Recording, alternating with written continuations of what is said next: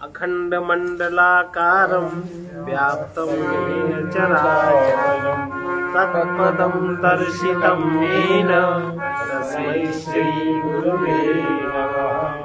सर्वरूपमयी देवी सर्वं देवीमयं जगत् अतोऽहं विश्वरूपां तां नमामि परमेश्वरी। जो परमात्मा है उसी को देवों का देव महादेव भी कहते हैं।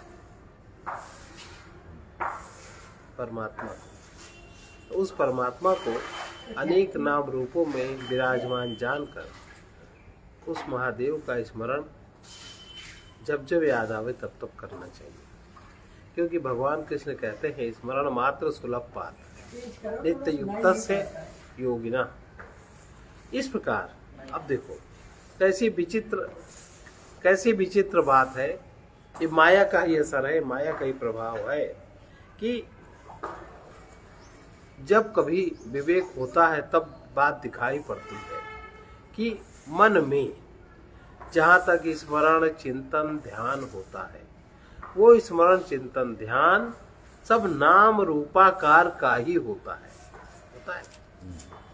इसीलिए वो, लेकिन जिस चेतन आत्मा से सभी विनाशी नाम रूप भाषित हो रहे हैं, जिस आत्मा के बिना ये नाम रूप रह ही नहीं सकते, उस चेतन स्वरूप पर अविनाशी आत्मा का ध्यान होना रहता है।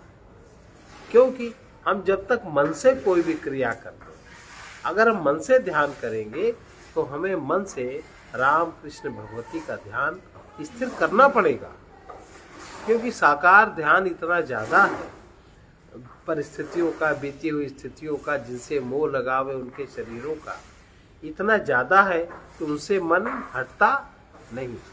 उस मन से ध्यान को हटाने के लिए देवी भगवती राम कृष्ण आदि के स्वरूप का, उनकी मूर्ति का, उनके स्वरूप का चिंतन ध्यान करने की विधियां लिखी हैं, ताकि मन हमारा उनसे जुड़ेगा।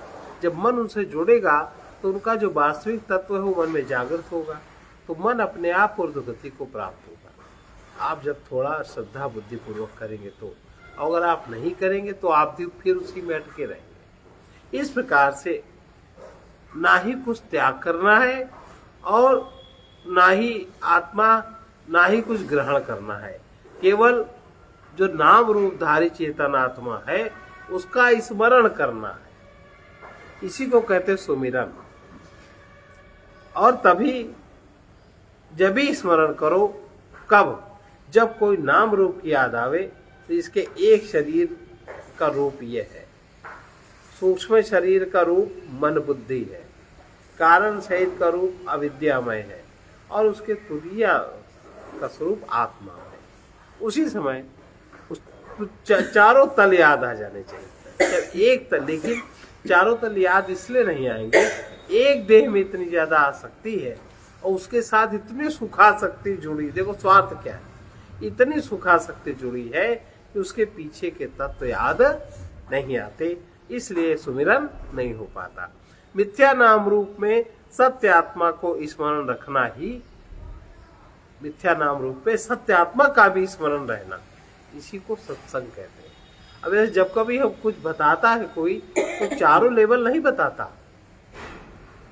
मन से ऐसा करो, मन को काम दे दिया और मन बेचारा क्या करे, वो तो पकड़ता जाएगा, भरता जाएगा, पकड़ता जाएगा, बस इतना ही। तो इसके आगे क्या होगा? मन में नहीं होगा ना। तो मिथ्या नाम रूप में, मिथ्या नाम रूप भी दिखेगा, उसी में सत्य आत्मा का स्मरण, मिथ्या नाम रूप का जो आधार है उसका भी स्मरण करना ध्यान है, और उसका पुनः पुनः रिवीजन करना सत्संग कहलाता है।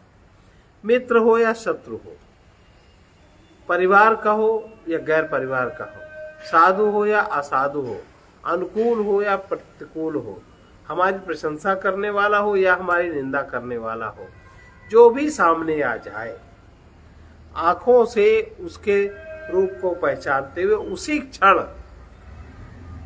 अंदर से बुद्धि में ज्ञान प्रकाश जागृत हो कि ये जो भी नाम रूप है, जो भी हमारा इससे संबंध है, सब विनाशी जगत का संबंध है। यही तो है, मतलब ये अभी है और अभी नहीं रहेगा। मित्र है, ये भी मान्यता के आधार पे है, कर्म के अनुसार मान्यता मानता वो ये स्मरण आ जाए, पर अंदर से जो चैतन्य है, जो अविनाशी है, वो दूसरी बात है। ये दोनों बातें याद आ जानी चाहिए, तब उससे जैसा व्यवहार उचित है आप वैसा व्यवहार करें। सभी में आत्मस्वरूप ब्रह्म का बोध जागृत होने पर मन ही मन नमन होने लगता है, फिर किसी भी तरह के प्रणाम या नमस्कार की आवश्यकता नहीं पड़ती। अगर ऐसा करते करते अगर अंतर्दृष्टि खुल जाती है तो समझ में आने लगेगा जो नित्य निरंतर हमारे में विद्यमान है और जिसके द्वारा हम इसको अनुभव करते हैं, वो सत्य परमात्मा ही है, कोई दूसरा पदार्थ नहीं। वो दिखने वाला विस्तार सारा विश्व ब्रह्मांड जिसमें गति कर रहा है, वही सबका आश्रय है, आधार है, उसी का नाम परमात्मा है। मतलब गति को तो हम देखते हैं, गति जिस पदार्थ में होती है उसको देखते हैं, लेकिन गति जिस शक्ति से होती वो नहीं जान पाते, और वो शक्ति जिसके सहारे चलती वो नहीं जान पाते। उधर देखने की कोशिश नहीं, लिहाजा हम लोग अधूरा देखते हैं, एक आंख से देखते हैं। यही तो है। इस प्रकार प्रत्येक प्राणी में जो गति दिख रही है, वो जिस चेतना द्वारा निरंतर हो रही है, वो चेतना देहों में व्याप्त शरीर के दूसरे छोर में, उसी को आत्मा कहते हैं, जिसे हम देख नहीं पाते, लेकिन जिसके होने से ही आंखें देखती हैं, तो नहीं देख पाते। जिसके होने से आंखें देखती हैं, सुनने से सुन नहीं पाते, जिसके होने से सुनाई पड़ता है, उसी को चेतन आत्मा भी कहते हैं। बुद्धि में आत्मा ही ज्ञान स्वरूप है, हृदय में इसी का अनुभव प्रेम स्वरूप में होता है, बुद्धि में इसका अनुभव ज्ञान स्वरूप में होता है, नाभि चक्र में उसी आत्मा का अनुभव शक्ति स्वरूप में होता है, और नाभि चक्र के नीचे स्वाधिष्ठान में इसी आत्मा का अनुभव भाव रूप में होता है, और मूलाधार में क्रिया रूप में होता है। ये भेद हमको नहीं। अब ये जब एक क्रिया होती है, एक क्रिया कोई भी हुई, हमारे शरीर की जो तीनों नाड़ियां हैं, जब हम इस तरह विचार करते हैं तो हमारी ब्रह्म नाड़ी स्वयं जागृत हो जाती है, अंदर से संभवी मुद्रा ठहरने लगती। और वैसे कहीं हमारी ईड़ा नाड़ी कार्यरत ज्यादा होती है, कहीं सुषुम्ना का स्पंदन ज्यादा होता है। ईड़ा सूर्य नाड़ी है कि चंद्र? हाँ, सूर्य। ईड़ा है सूर्य नाड़ी और पिंगला है चंद्र नाड़ी। तो कुछ ऐसे कर्म हैं जिनसे चंद्र नाड़ी का स्पंदन होता है, कुछ ऐसे कर्म हैं जिनसे सूर्य नाड़ी का स्पंदन ज्यादा होता है, तो बॉडी डिसबैलेंस हो जाती है। और अगर हम उस आधार को लेके चलते हैं तो सुषुम्ना की जागृति में पूरे तीनों नाड़ियां हमारी बैलेंस रहती, हमारा सोचना समझना सब बैलेंस होता है। इसलिए हमारे चित्त में जो व्यापक है, उसी जो चित्त में व्यापक है, वही हमें वृत्ति के रूप में संस्कार, उसी को संस्कार कहते हैं।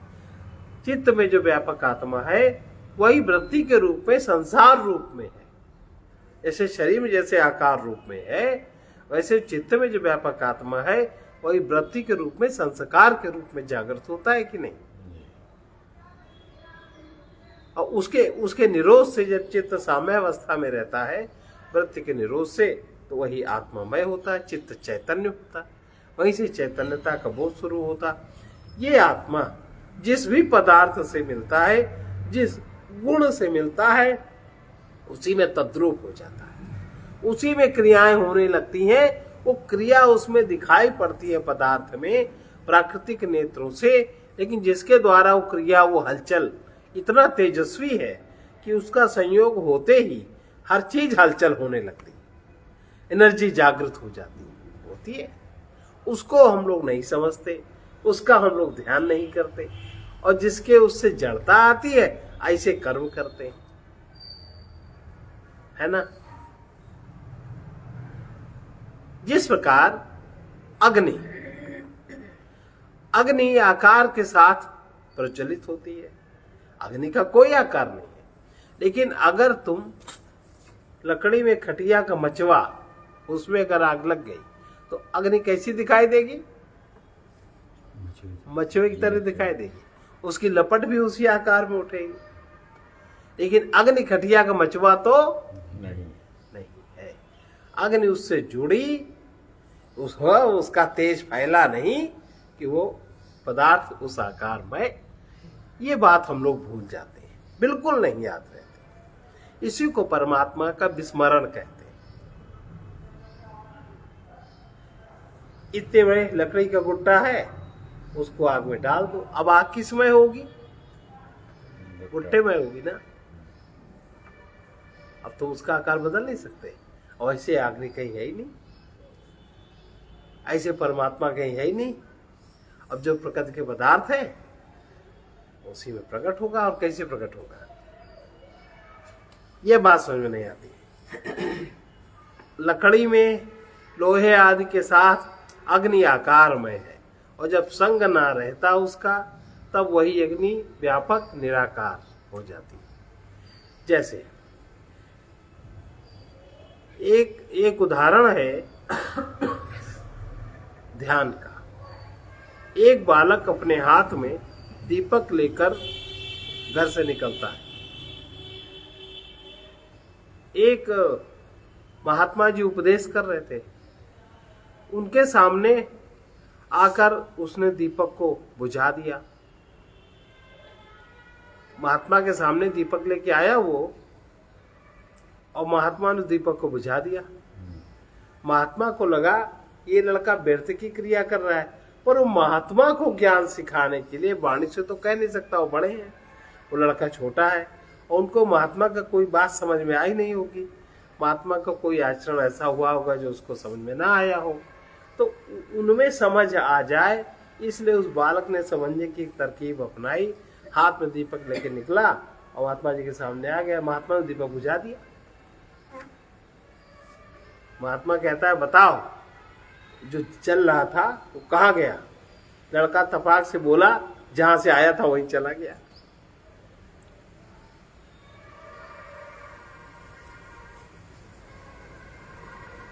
अब महात्मा एकदम चुप। इस प्रकार बहुत ही फिर उसने माचिस निकाली, तो कहने लगे जहां गया है वहां तुम उसको ला सकते हो क्या? जब ला दो तब तुमको ज्ञानी समझेंगे। लड़के ने माचिस निकाली, जला दिया, कहा देखो आ गया। अब गुरु जी कहने लगे कि अच्छा अब बताओ कि ज्योति कहां से आ गई? लड़का कहता है अब बताइए आपकी कहां से आ गई।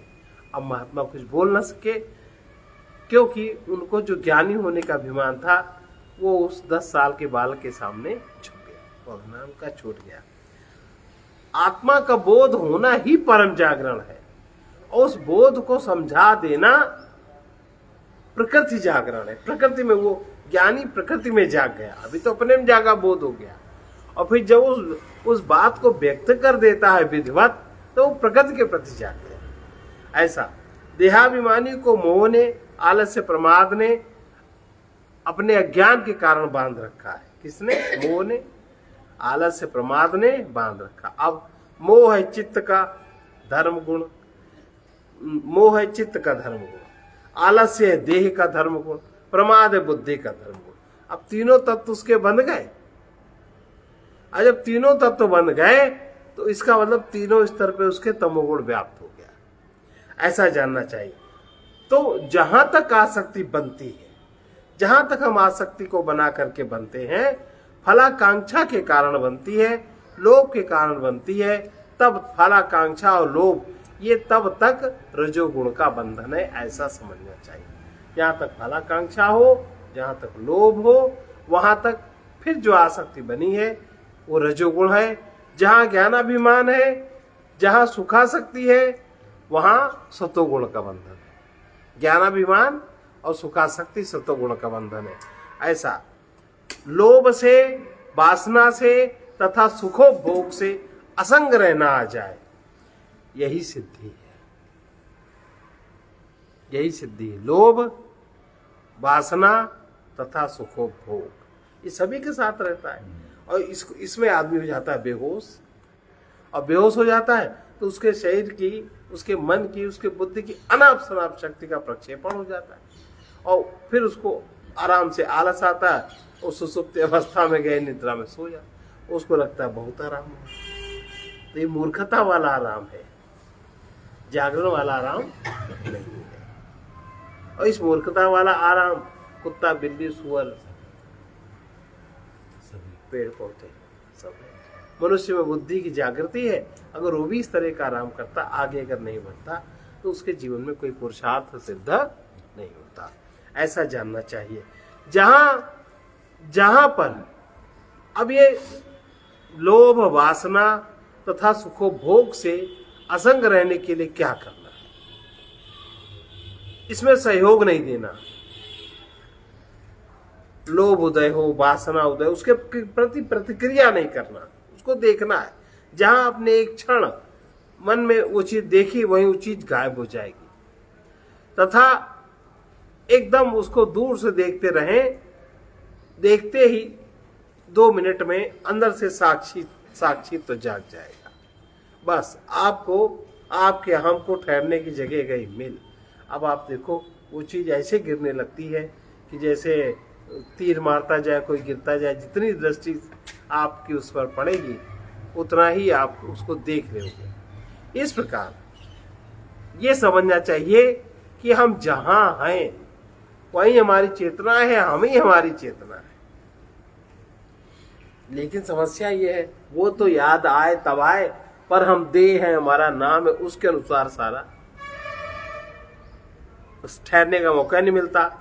जब सुख की किसी प्रकार की चाह नहीं रहती है, तब केवल ज्ञान मात्र शेष रहता है। वहीं से अव्यय पद की शुरुआत है। आपको ऊपर, आप सीढ़ी पर, सामान्य तल पे आप चलने लगे। इस प्रकार परम चेतन तत्व चिदाकाश में ही अगणित अहंकार एवं गतिमान को लेकर के जागृत है। क्या? परम चेतन तत्व। जितने आकार जागृत हैं, इस तरह के मन मत गतिमान हो रहे हैं, ये उस चिदाकाश में ही लीला हो रही है। इसको अगर ठीक से देखना आ जाए तो इसी को कहते हैं लीला संवरण। भगवान लीला संवरण करते हैं, इसको कहते हैं लीला संवरण। अब निर्विकल्प ज्ञान, जहां कोई कल्पना नहीं है, कल्पना नहीं है तो बुद्धि से केवल मन सोच रहा है तो कल्पना सोच रहा है। मन के 2 स्वरूप हैं, एक तो काल्पनिक स्वरूप है, एक दिन बताया था, एक विवेचनात्मक स्वरूप है। 2 स्वरूप है मन के। तो हम लोग काल्पनिक स्वरूप में बहते हैं, विवेचनात्मक स्वरूप में नहीं बैठते।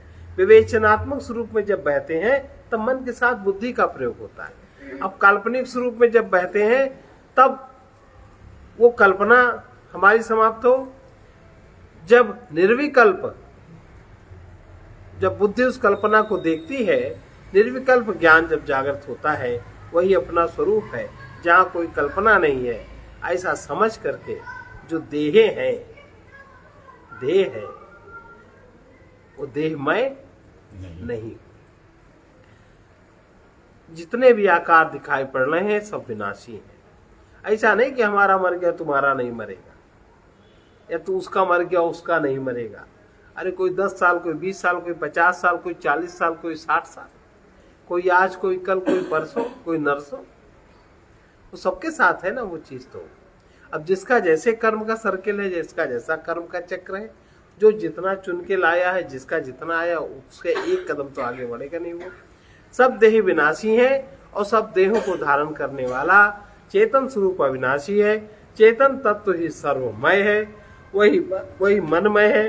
मन का मनन न, मन में मनन न रहे तब उसी मन में आत्मा का स्फुरण शुद्ध स्वरूप जागृत होता है। इसी को बोध कहते हैं। इसी बोध को व्यक्त किया जा सकता है।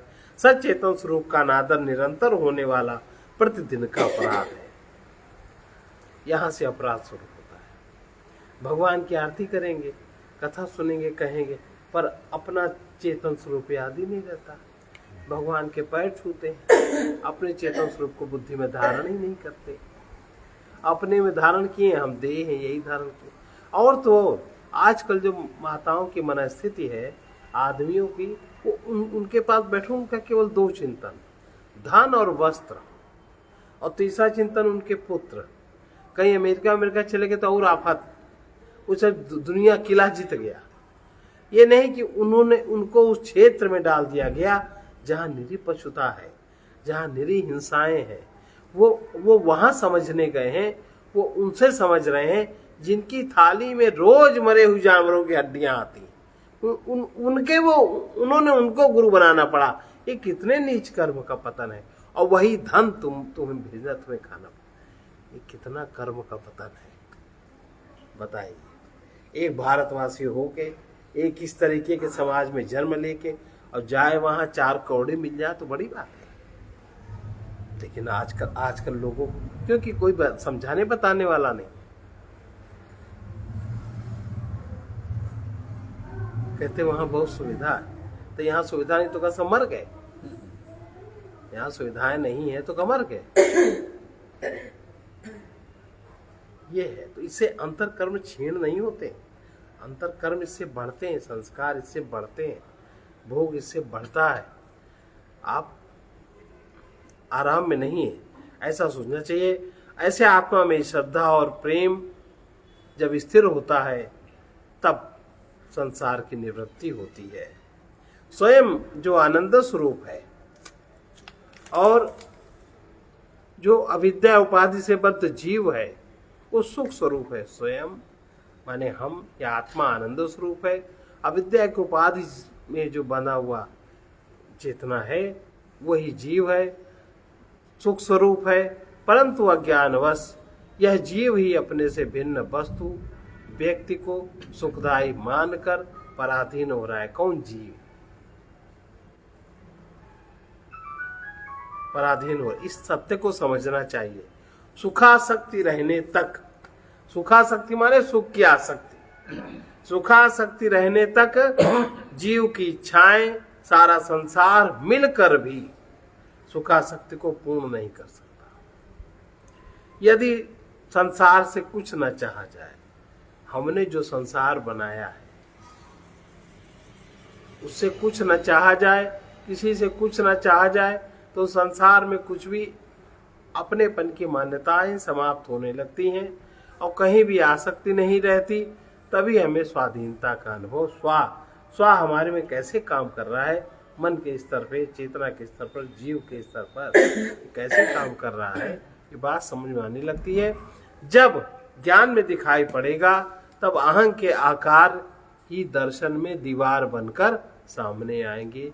उन अहं के आकारों को तोड़ना होता है। जैसे श्री रामकृष्ण परमहंस जी को थे, वो भगवती के उपासक थे और मानसिक आकार उनका बड़ा दृढ़ बना हुआ था उनका, और उसी को उपासना करते थे और मानसिक रूप से उनको भी सब अच्छा ही था। उन्हीं माँ आदि शक्ति ने, तोतापुरी थे ज्ञानी, तोतापुरी जी को स्वप्न दिया कि उस जगह जाओ, मंदिर में जो पुजारी रहता है, ये नाम है उसका, और उसको जाकर के उपदेश करो ज्ञान का। तोतापुरी जी पूछते पाछते पहुंच गए उस जगह। वही तुम देखा, कहाँ से आए, कौन, आदर सत्कार किया, सब किया। कहा हम तुम्हें ज्ञान का उपदेश करने आए हैं। वो तो भड़क गए, और हम तो अपनी माँ को ही मानते हैं, कहें तुम्हारी माँ झूठी है। और उन्हें बहुत बुरा लगा, और उन्हें उनके अहंकार को किसी तरह तोड़ना था ना। ऐसी ऐसी बातें करी, अंत में उन्होंने कहा अच्छा बताओ हम क्या करें। जो चीज कहने लगे तुम झूठा करते, सब ठीक नहीं है, इससे अब तुम ऊपर होना चाहिए। तुम्हारी माँ ने हमसे कहा है, इससे अब इसको ऊपर होना चाहिए। अब मन के स्थल की इसको जरूरत नहीं है। उनको ध्यान सिखाने लगे बैठ के, और ध्यान करें बैठ के, और उनके जो अहं का आकार था माँ की मूर्ति में, वो सामने आ जाए। और कुछ दर्शन न हो। जबकि एक पक्ष मन का, मन की मान्यता के अनुसार वो दृश्य स्थित हो जाता है, वैसा ही रहता है। और एक पक्ष मन का जो अतीन्द्रिय क्षमता वाला सत्य है, जो आत्मा से परमात्मा से जुड़ा हुआ है, वो उसमें जब दर्शन होता है तब सारे जगत का, सारे भूत भविष्य का वो दर्शन दूसरे प्रकार का है, वैज्ञानिक दर्शन। ये दर्शन मानसिक दर्शन है। तो वो उस स्तर पे अटके थे उस पे। और जो कहें और आगे बढ़ो, अब क्या दिख रहा है, और वो इधर बैठे बैठे देखें कि इनके अंदर क्या हो रहा है, तो वो कहें नहीं हटता। कहें माँ उठे, कहने लगे माँ को मार दो, फिर उनको न ये सत्य स्वीकार करते बने। कहीं जब तक तुम्हारा मन इस बात को नहीं समझ जाएगा कि ये अखंडित माँ की मूर्ति जो हमने धारण कर रखी है, जैसे बाहर की मूर्ति खंडित हो सकती है, अंदर भी खंडित हो सकती है। ये संस्कार को मिटाना, तब तो तुम यथार्थ में पहुंचोगे। उनको बात समझ में आई। कहा उस समय नहीं याद रहता। कहा ठीक है, आज हम तुम्हारे सिर में कोई चोट करेंगे, उस समय तुम्हें याद आएगा तुम्हें ये करना है। तो जब बैठे, वो भी बैठे, तो जहां उनके सामने वो मूर्ति आने लगी, आई मूर्ति, तहाँ उन्होंने एक कांच लेकर के उठा उनके सिर में से गड़ा दिया। उनको याद आ गया मूर्ति को काटना, उन्होंने तलवार उठा के काट दी, कल्पना की तलवार। मूर्ति कट गई, उनका वो ध्यान समाप्त हुआ, वो यथार्थ ध्यान के तरफ आ गए। तोतापुरी जी ने कहा नमस्ते, अब हम चले। अब उससे ऊपर तुम बढ़ गए हो, अपने आप ही बढ़ना तुम। इस प्रकार से जब तक ये जो कोई भी नाम रूप आकार, आंग के समस्त आकार, मानसिक हो शारीरिक हो, सब मिथ्या है, उन्हें न पकड़ना है, उन्हें न छोड़ना है, केवल देखते रहना है। देखते रहने से ही उनका विसर्जन हो जाता है। परमात्मा जो नित्य निरंतर सर्वाकार विश्वाकार है, उसको वो सब आकार उसी में देखने हैं, और उसका मूल बिंदु हमारे अहम में है। इस प्रकार आनंद स्वरूप परमात्मा ही है, और उस आनंद स्वरूप की जब अनुभूति होती है तब उसी को आत्मा कहते हैं। परमात्मा कोई व्यक्ति नहीं, लेकिन ये व्यक्तिमय अवश्य है। आत्मा ही तो व्यक्त हो रहा है, ये व्यक्तिमय अवश्य है। परमात्मा ही सर्वशक्तिमय है, सर्वगतिमय है, परमात्मा ही सतचेतन है, परमात्मा हमसे भी अधिक निकट है, वो निरंतर विद्यमान है। लेकिन बाधा क्या है? देहोहमिति संकल्पो, देहोहमिति संकल्पो महत् संसार उच्यते, महत् संसार उच्यते। मैं देह हूं, ये दृढ़ता, यही महान संसार हो जाता है। यही महान संसार, क्योंकि इसी से सारे संसार का विस्तार है। और देहो हमिति संकल्प तत्,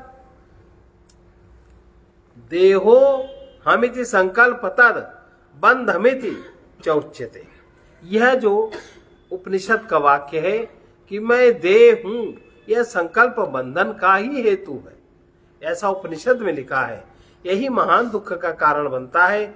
देह को अपनी मानने से ही हानि होने पर, वियोग होने पर चिंता व्यथा हृदय को संतापित करती है। देह की ममता के कारण ही भय का अंत जिंदगी में कभी नहीं होता, जब तक हमारे ज्ञान स्वरूप में देह भरी है। देह दिख रही है वो तो अलग बात है, लेकिन हमने देह भर ली।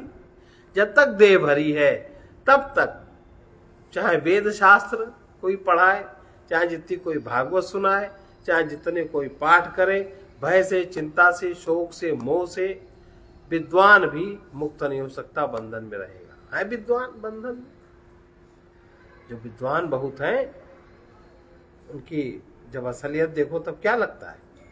अब बाहर से उन्हें पूरे पूरे शाखाएं याद है, पूरे पूरे मंत्र श्लोक याद है, लेकिन वो जो मेमोरी लेवल है वो अलग है, और ज्ञान का बोध का लेवल अलग है। जबकि पंडित उसे ही कहते हैं जो भय, शोक, चिंता, शांति से अपने को मुक्त रखने की कला जानता है। भय, चिंता, अशांति, शोक से कैसे मुक्त रहा जाए, ये टेक्निक जो जानता है उसको क्या कहते हैं? पंडित। पंडित जी।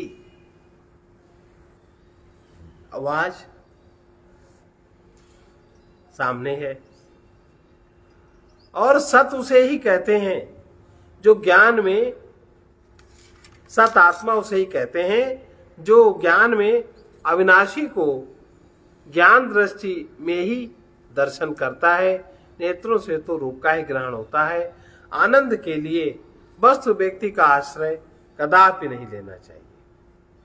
आनंद के लिए स्वयं में स्थिर होने की कला जाननी चाहिए, क्योंकि परमात्मा ही आनंद स्वरूप है और जीवात्मा सुख स्वरूप है। ऐसा समझ रहे हैं। जब गुरु ज्ञान में, देखो गुरु की परिभाषा क्या दी? अखंड मंडलाकार, अखंड है, आकार उसका मंडल, चक्राकार, व्याप्तम येन चराचरम तत्पदम दर्शितम येन तस्मै श्री गुरुवे नमः। उस पद में स्थिर होकर जिसको दर्शन करना आ जाता है, जिसके द्वारा देखना आ जाता है, ऐसे गुरु को प्रणाम करते हैं। इस प्रकार जहां ज्ञान, गुरु ज्ञान में देखते हुए आश्रय तथा विषय एवं संग रहित होकर मन शांत होता है, तब सुख स्वरूप आत्मा का और आत्मा से अभिन्न आनंद स्वरूप परमात्मा का बोध जागृत होता है। ऐसा बोध जिसके अंदर जागृत हो जाता है, उसकी ज्ञान दृष्टि खुल जाती है। ऐसे व्यक्ति को ज्ञान दृष्टि खुलने पर मन के स्तर पर जो ये सांसारिक सारी चीजें हैं, उस अंतर प्रकाश में जैसा जहाँ चाहता है देख सकता है, बता सकता है, कर सकता है, सब कुछ कर सकता है। इसीलिए ऐसा लगता है कि हर चीज ऐसे लोगों के वश में, इसको कहते हैं वश में होना, ये होता है। लेकिन अब ऐसे कह दो कि तुम अपने अनुसार उससे कहोगे ऐसा कर दो वैसा कर दो, क्यों करेगा? कर देगा, कर सकता है, क्यों करेगा?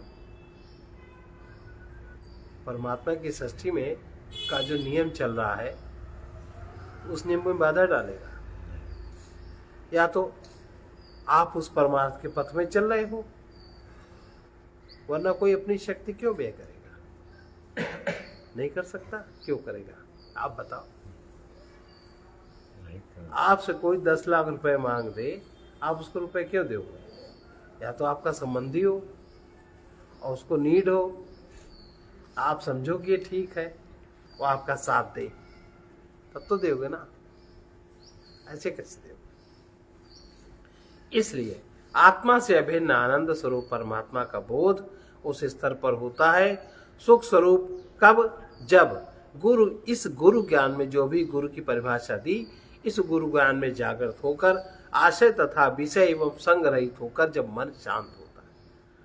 मन में जब किसी का संग नहीं होता, किसी का आशय नहीं होता, किसी विषय का स्पंदन नहीं होता, मन जब पूर्ण शुद्ध होता है, तब सुख स्वरूप आत्मा और अनात्मा से अभिन्न आनंद स्वरूप परमात्मा का बोध होता है।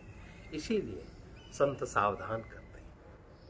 आनंद सिंधु मध्य तव वासा, आनंद सिंधु मध्य तव वासा, बिनु जाने कत मरत पिपासा, बिनु जाने कत मरत पिपासा। ईश्वर अंश जीव अविनाशी, ईश्वर अंश जीव अविनाशी, चेतन कमल सहज सुख राशि, चेतन कमल सहज सुख राशि। हम लोग परस्पर संबंधियों के संग से मोही अभिमानी बनते रहते हैं, परंतु ईश्वर के अविनाशी संग का स्मरण करते हुए कभी हम ईश्वर के संगी नहीं बनते।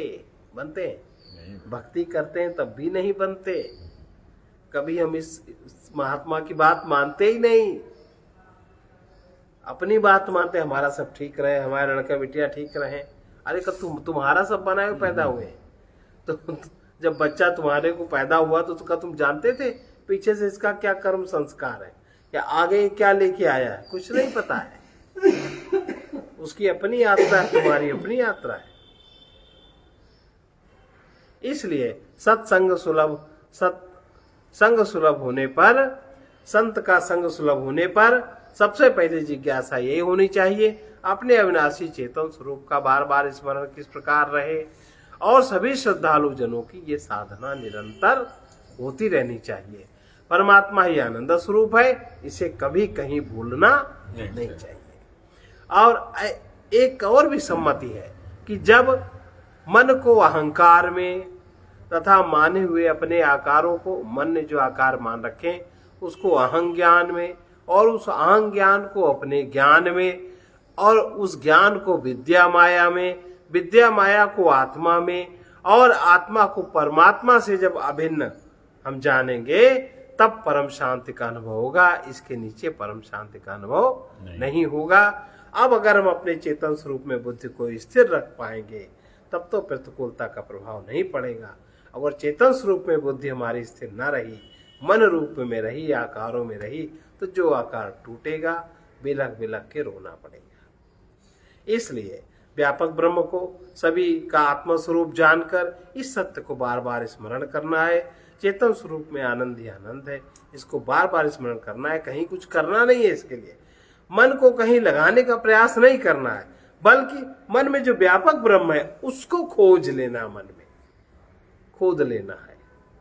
इस प्रकार से मन में ही ब्रह्मत्व किस प्रकार है वो चीज मिल जाए, इसी का नाम ध्यान है।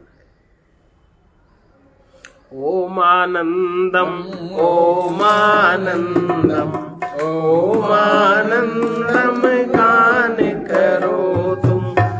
ओम आनंदम ओम आनंदम ओम आनंदम गान करो तुम।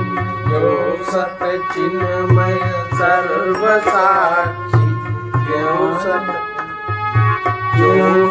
चिन्मय सर्वसाक्षी, ज्ञान रूप में ध्यान करो तुम।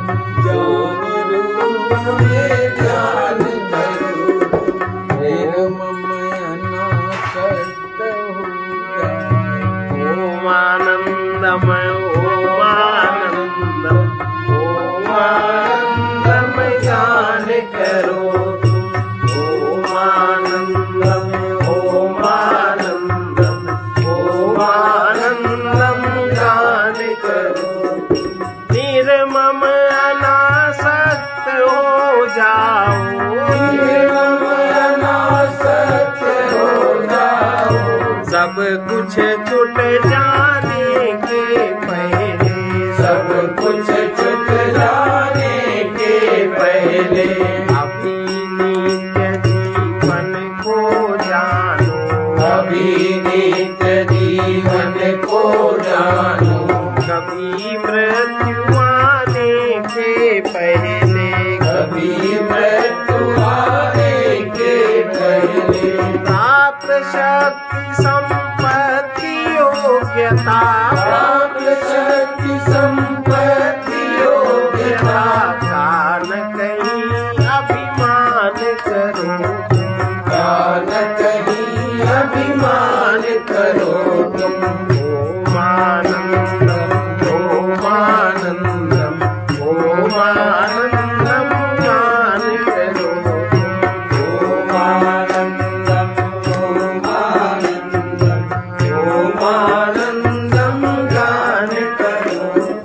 पांच तत्व के नश्वर ढांचे, पांच तत्व के नश्वर ढांचे को तुम अपना रूप न मानो, को तुम अपना रूप न मानो। इसमें क्षण क्षण परिवर्तन है, इसमें क्षण क्षण परिवर्तन है। अपने सत स्वरूप को जानो, अपने सत स्वरूप को जानो। जो उत्पत्ति विनाश रहित है, जो उत्पत्ति विनाश रहित है, उसकी ही पहचान करो तुम, उसकी ही पहचान करो तुम। ओम आनंदम ओम आनंदम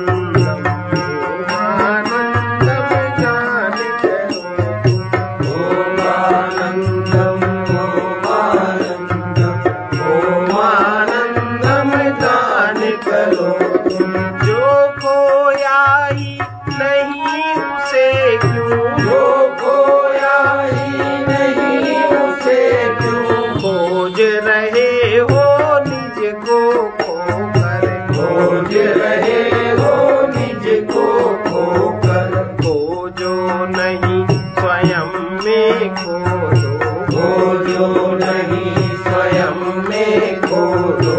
दृश्य जगत से असंग होकर, दृश्य जगत से असंग होकर, तैरो नहीं शून्य में डूबो, तैरो नहीं शून्य में डूबो। परमाश्रय का ज्ञान करो तुम, परमाश्रय का ज्ञान करो तुम। ओमानंदम ओमानंदम ओमानंदम गान करो तुम, ओमानंदम ओमानंदम ओमानंदम गान करो तुम। मन जब तन्मय जड़ तन में है, मन जब तन्मय जड़ तन में है, तब भी तुम नित चेतन में हो, तभी तुम नित चेतन में हो। मन जब संतापित शोभित है, मन जब संतापित शोभित है, तभी तुम आनंद घन में हो, तभी तुम आनंद घन में हो। बाहर नहीं स्वयं में सत्या, बाहर नहीं स्वयं में सत्याश्रय का अनुसंधान करो तुम, का अनुसंधान करो तुम। ओमानंदम ओमानंदम ओमानंदम गान करो तुम, ओमानंदम ओमानंदम ओमानंदम गान करो। मन जब भूत भविष्यत में है, मन जब भूत भविष्यत में है, निज को वर्तमान में देखो, निज को वर्तमान में देखो। मन जब लघु में अटक रहा हो, मन जब लघु में अटक रहा हो, अपने को महान में देखो, अपने को महान में देखो। पथिक रुको बस जहाँ हो वहीं, पथिक रुको बस जहाँ हो वहीं, आनंदामृत पान करो तुम, आनंदामृत पान करो तुम। ओमानंदम ओमानंदम ओमानंदम गान करो तुम, ओमानंदम ओमानंदम ओमानंदम ज्ञान करो तुम। ओ सत चिन्मय सर्वसाक्षी, जो सत चिन्मय सर्वसाक्षी, ज्ञान रूप में ध्यान करो तुम, ज्ञान रूप में ध्यान करो तुम। ज्ञान अज्ञान दोनों से मुक्त होने में ही आनंद है। मन से मुक्त होते ही साधक स्वयं में आ जाता है। आनंद को जानना और स्वयं आनंद न होना, यही दुख की ग्रंथि है। बुद्धि से जानते तो हैं पर उसका अनुभव नहीं है। ऊपर जिनकी दृष्टि है, भीतर दर्शन से वही वंचित रहते हैं। स्वयं के आंतरिक सत्य को जिसने नहीं जाना, वो निरंतर हमेशा दरिद्र ही बना रहता है, और दरिद्र के समान जगत में कोई दुख नहीं है। सर्वे भवन्तु सुखिनः, सर्वे सन्तु निरामयाः, सर्वे सद्ग्राणि पश्यन्तु मा कश्चित् दुःखभाग्। ॐ पूर्णमदः पूर्णमिदं पूर्णात् पूर्णमुदच्यते, पूर्णस्य पूर्णमादाय पूर्णमेवावशिष्यते। ओम शांति शांति शांति।